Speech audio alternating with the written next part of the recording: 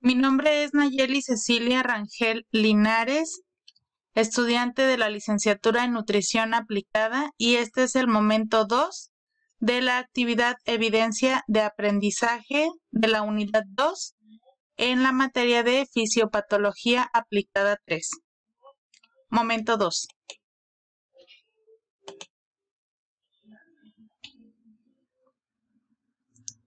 Veamos las definiciones. Comencemos con la definición de sepsis. Es una infección sospechada o documentada clínica y o microbiológicamente que presenta uno o más de los criterios del síndrome de respuesta inflamatoria sistémica, SIRS. La sepsis es un evento particularmente dramático en la evolución del paciente críticamente enfermo. Se define también como un síndrome integrado por numerosas anormalidades fisiológicas, patológicas y bioquímicas inducidas por la infección. ¿Qué es el síndrome de respuesta inflamatoria sistémica?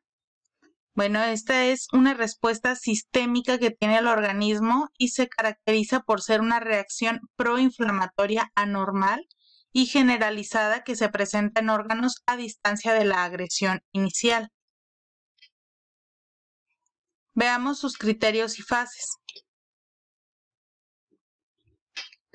10 criterios para el diagnóstico de sepsis. 1. Frecuencia cardíaca mayor a 90 latidos por minuto. 2. Temperatura mayor a 38 o menor a 36 grados centígrados. 3. Leucocitos mayor a 12.000 o menor a 4.000 o leucocitos normales con más del 10% de formas inmaduras. 4. Frecuencia respiratoria mayor a 20, presión parcial de dióxido de carbono, menor a 32 milímetros de mercurio. 5. Frecuencia respiratoria mayor o igual a 22 respiraciones por minuto. 6. Tensión arterial sistólica menor o igual a 100 milímetros de mercurio. 7. Estado mental alterado. Y estas últimas son ya consideradas para shock séptico, que es presión sistólica menor a 90 milímetros de mercurio. 9. Presión media menor a 65 milímetros de mercurio. Y por último, reducción de presión sistólica en más de 40 milímetros de mercurio a pesar de reposición de fluidos. Menciona las dos fases del estrés metabólico en la sepsis y en qué consiste cada una. Fase EBB, conocida como fase de hipometabolismo o choque, caracterizada por primordialmente hipovolemia, hipotensión, hipoxia tisular e hipometabolismo. En esta fase se presenta una actividad simpática intensa que provoca caída del gasto cardíaco, por ende, disminución del transporte y consumo de oxígeno, el gasto energético y la temperatura corporal. Todo esto relacionado con un aumento de las concentraciones sanguíneas de la glucosa, lactato y ácidos grasos libres. La otra fase es la fase flow, también conocida como hipermetabolismo. Se presenta en el periodo post-reanimación después de alcanzar la estabilidad hemodinámica y la correcta saturación tisular de oxígeno. Durante esta fase existe un aumento del gasto cardíaco, la frecuencia cardíaca y respiratoria, del transporte y consumo de oxígeno y de la temperatura corporal. Además, se presenta un estado de hipermetabolismo por el incremento del gasto energético y con ello del consumo del O2 y la producción de CO2, oxígeno y dióxido de carbono, respectivamente. Continuamos con los cambios fisiopatológicos. ¿Cuál es el incremento del gasto energético en una persona con sepsis? El gasto energético suele incrementarse entre 1.5 a 2 veces sobre los propios del estado basal del paciente. Sin embargo, suelen observarse aumentos mayores, pero esto ya depende del tipo y la gravedad de estrés. ¿Qué es la falla orgánica múltiple en la sepsis? Es la alteración orgánica en la que se deprime la gluconeogénesis hepática, por lo que puede aparecer hipoglucemia.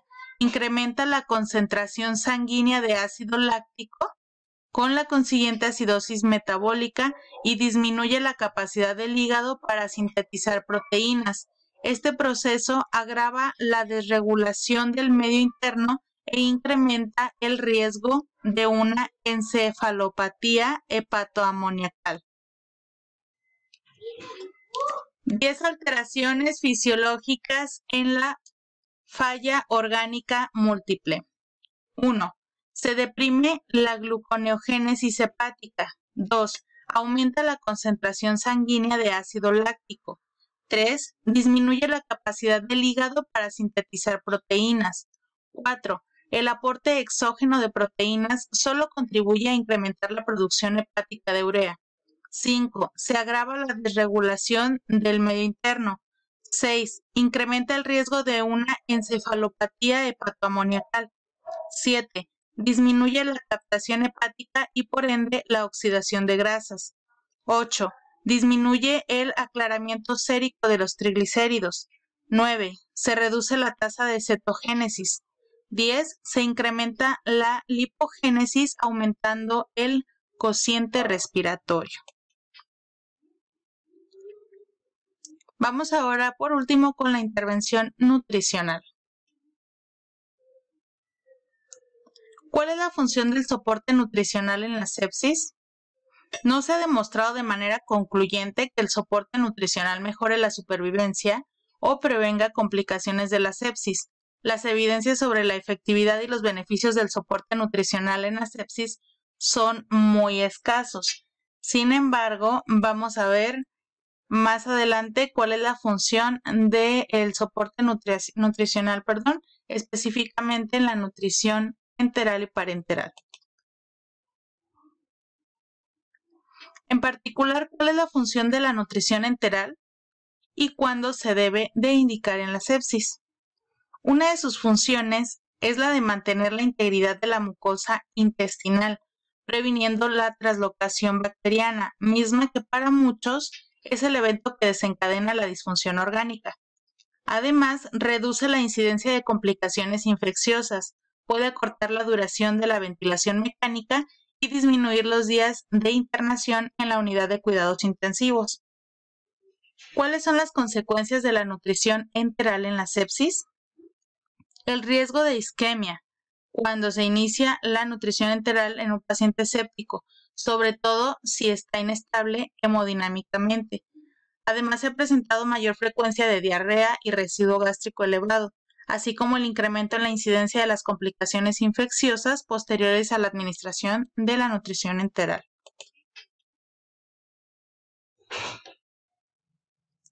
Nutrición completa o trófica. ¿Cuál?